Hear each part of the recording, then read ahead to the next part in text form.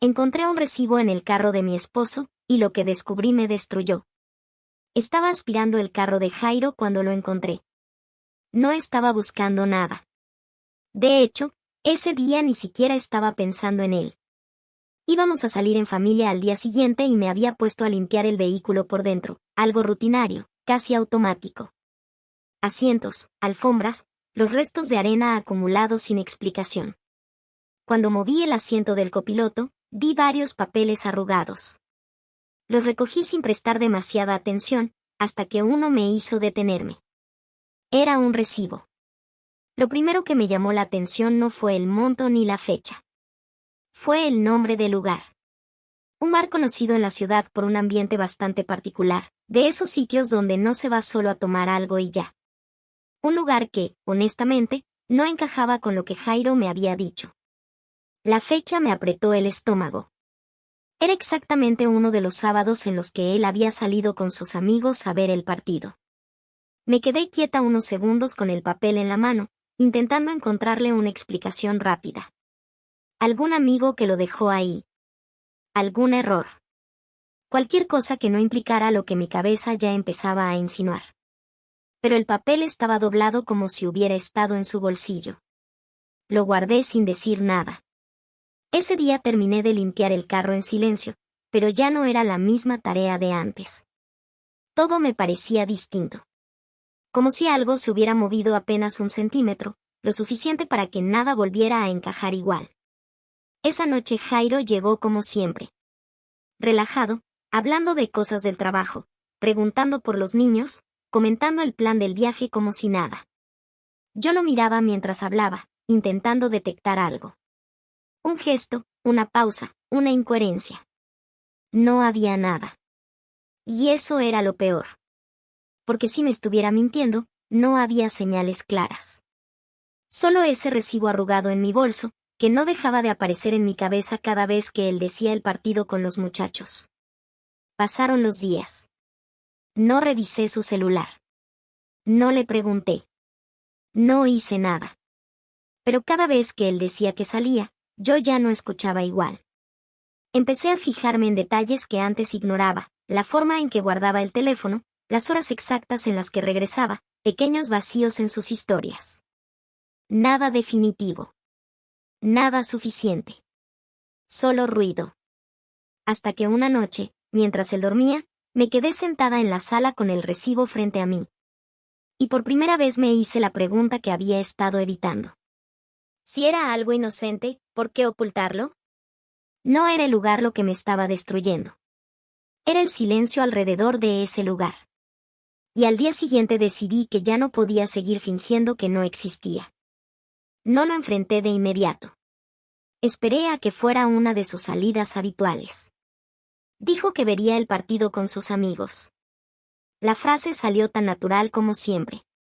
Pero esta vez, yo no me quedé en casa como si nada. Lo seguí a distancia. No era un plan elaborado. Era una necesidad más que una decisión. Jairo no fue hacia donde normalmente solía reunirse. Tomó otra ruta. Más larga. Más directa hacia el centro de la ciudad. Y ahí lo vi. Entró al mismo bar del recibo. Me quedé en el carro estacionado, con las manos frías en el volante, mirando la entrada como si no terminara de aceptar lo que estaba viendo. No entré. No me moví.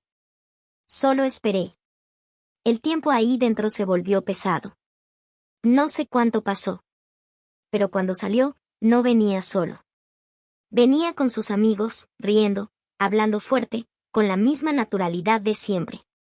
Nada fuera de lugar. Nada evidente. Ningún gesto que confirmara lo peor que mi mente había imaginado. Solo eso. Un grupo de hombres saliendo de un bar. Respiré hondo sin darme cuenta. No me sentí aliviada. Tampoco peor.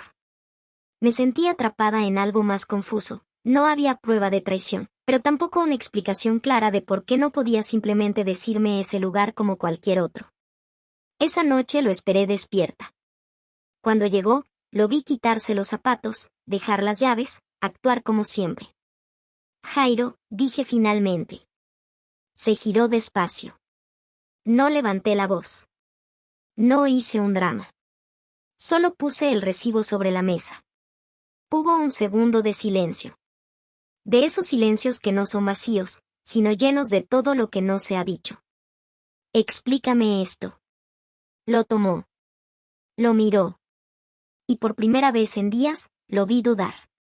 No de lo que había hecho, sino de cómo decirlo. Fuimos a ver el partido, dijo al final. Es un lugar, el más cómodo para reunirnos. No te lo dije porque sabía cómo suena. Esa última parte se quedó flotando. No te lo dije porque sabía cómo suena. No era una confesión de infidelidad. Pero tampoco era inocente. Era otra cosa, la decisión consciente de ocultar algo que sabía que me haría ruido. Lo miré sin hablar. Y entendí el verdadero problema. No era el bar. Era la facilidad con la que había decidido que yo no necesitaba saberlo. Jairo intentó acercarse, explicarse mejor, pero ya no lo escuchaba igual. Porque lo que se rompió esa noche no fue una certeza. Fue la confianza en su versión de las cosas. Y por primera vez en 14 años, no supe si lo que estaba viendo era una mentira, o simplemente la primera vez que veía la verdad completa. No dormí esa noche. Jairo se quedó a mi lado, pero era como si hubiera una distancia entre los dos que no dependía de la cama ni del espacio físico.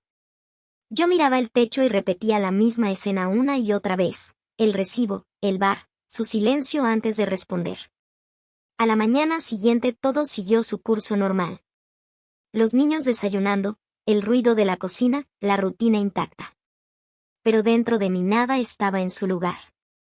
Jairo intentó actuar como siempre. Me preguntó si aún seguíamos con el plan del viaje familiar, habló de cosas pequeñas, incluso bromeó con los niños. Yo respondía lo mínimo. No quería discutir frente a ellos. No todavía. Cuando salieron al colegio, el silencio en la casa se volvió más pesado. Jairo se sentó frente a mí. Y Lina, no hice nada malo, dijo. No levanté la mirada de inmediato. No es eso lo que estoy preguntando. Se quedó callado. Porque entendió. Lo que me estaba rompiendo no era el lugar. No era si había o no infidelidad. Era otra cosa más difícil de nombrar, la decisión de ocultar, de seleccionar qué parte de su vida compartía conmigo y cuál no. Era un sitio donde nos reunimos a ver partidos, añadió. Nada más. ¿Y por qué no decirlo? No respondió rápido esta vez. Eso fue suficiente. Se pasó la mano por la cara, como si buscara una forma de ordenar lo que iba a decir. Porque no quería que pensaras cosas, como las que estás pensando ahora. Esa frase fue el punto exacto donde todo se volvió claro. No era que hubiera engaño. Era que había calculado mi reacción antes de decir la verdad. Y en ese cálculo, yo no había sido parte. Me levanté. Eso es lo que me preocupa, Jairo. Intentó detenerme, pero no lo hizo. No gritó. No insistió. Solo se quedó mirando cómo caminaba hacia la habitación. Esa tarde salí a caminar sola. Necesitaba aire, pero sobre todo necesitaba ordenar algo dentro de mí que no tenía forma. Pensé en los 14 años. En lo fácil que había sido confiar. En cómo la confianza no se rompe siempre con una traición grande, sino con pequeñas decisiones repetidas de no decir todo. Cuando volví, él estaba en la sala. No estaba viendo televisión. No estaba en el celular. Solo estaba ahí. Esperándome. No quiero perderte, dijo. Y por primera vez no sentí rabia. Ni tristeza inmediata. Solo cansancio. Porque esa frase no respondía nada. Solo habría otra pregunta que yo aún no sabía cómo contestar. Me senté frente a él. Esta vez lo miré sin interrupciones. No sé si te estás explicando mal o si yo estoy entendiendo demasiado bien, le dije. Jairo no respondió. Y ahí entendí que no habría una confesión nueva. No habría un giro dramático. No habría una verdad escondida esperando salir. Solo estaba esto. Lo que ya había pasado. y lo que eso había cambiado. Esa noche tomé una decisión que no se anunció con palabras grandes. No grité. No empacé maletas. No cerré puertas con violencia. Solo dejé de actuar como si nada hubiera cambiado. Jairo lo notó. En los días siguientes, intentó acercarse más. Ser más claro. Decir a dónde iba, con quién, a qué hora volvía. Como si la transparencia retroactiva pudiera reparar algo. Pero ya no funcionaba así. Porque el problema nunca fue el bar. Fue el momento en que entendí que podía haber partes de su vida que yo no conocía, no por necesidad, sino por decisión. Y eso no se arregla con explicaciones. Se reorganiza con tiempo o no se arregla. Una noche, antes de dormir, Jairo me preguntó en voz baja. ¿Qué necesitas para volver a confiar? No le respondí de inmediato. Porque la respuesta no era simple. Y por primera vez en mucho tiempo, tampoco era urgente. Solo dije.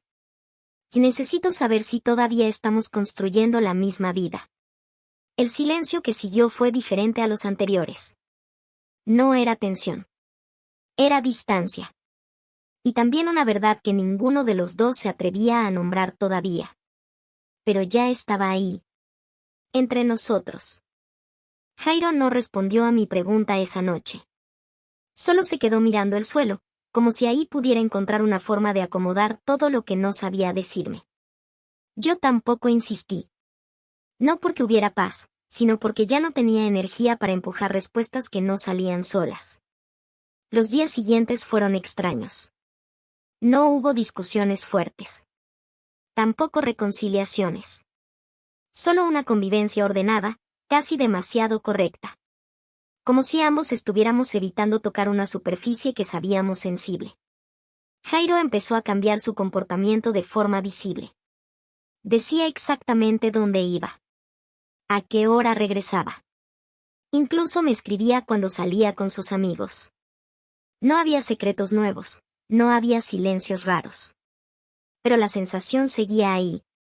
Porque lo que se pierde no siempre se recupera con información.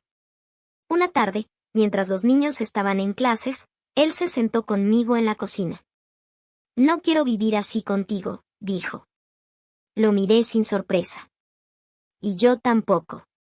Esa respuesta lo desarmó un poco. Esperaba resistencia, o al menos emoción. Pero ya no quedaba mucho de eso en mí en ese punto. Entonces dime qué hacemos, insistió. No respondí de inmediato. Porque la decisión ya se había ido formando en silencio durante días. No era un impulso. Era un desgaste acumulado. Jairo, dije al fin, no es que piense que me fuiste infiel.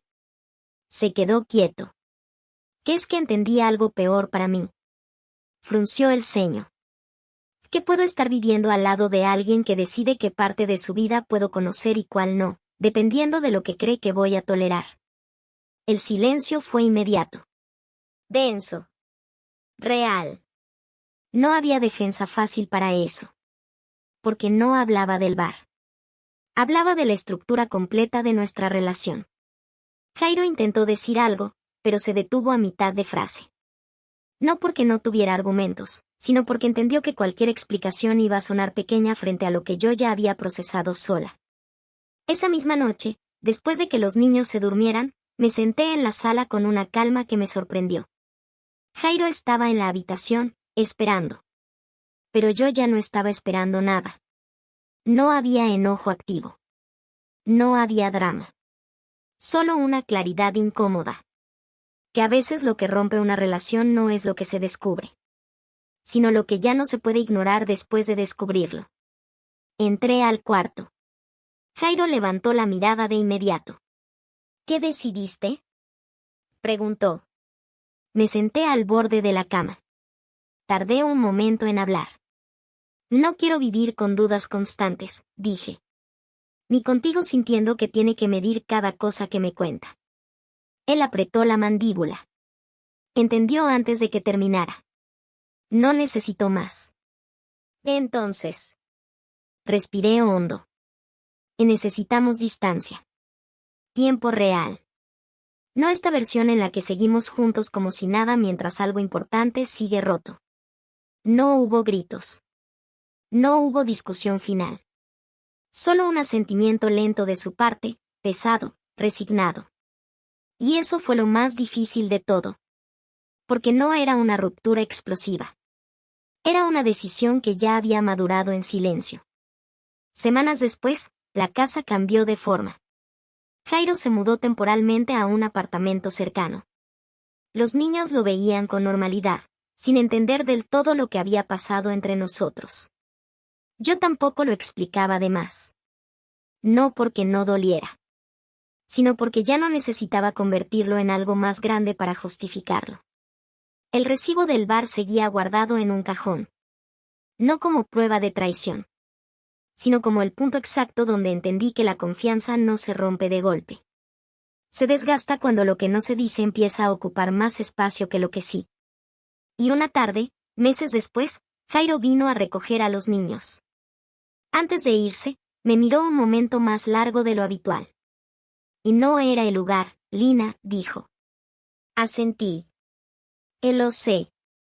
Y esta vez, cuando cerró la puerta, no sentí incertidumbre.